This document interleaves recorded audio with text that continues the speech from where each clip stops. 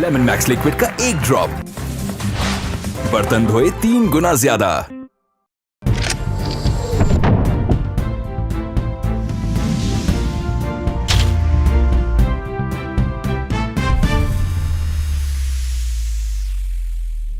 वजीराबाद से तहसील रिपोर्टर आमिर एजाज भट्ट की रिपोर्ट के मुताबिक मुस्लिम लीग नून की पार्लिमानी कमेटी ने जनरल इलेक्शन के लिए गुजरांवाला डिवीज़न के 6 अजला के उम्मीदवारों के इंटरव्यूज़ किए। उम्मीदवार से इंटरव्यू लेने वाले पैनल में चेयरमैन पार्लिमानी board Gujranwala division Mohammad Hanif Abbasi, district coordinator Junaid Anwar Chaudhry और सदर डिवीज़न गुजरांवाला आबिद रज़ा कोटला शामिल थे। पैनल में तौफीक अहमद भट्ट, ज़ीशान रफ़ीक और ज़िला जनरल सेक्रेटरी शुएब अल्ताफ़ चीमा भी शामिल। इंटरव्यू ज़िला जनरल सेक्रेटरी शुएब अल्ताफ़ चीमा की रिहाइशगाह गखड़ में हुए। उम्मीदवारों से पार्टी वाबस्तगी और खिदमात समेत दीगर मुतल्लिका सवालात किए गए।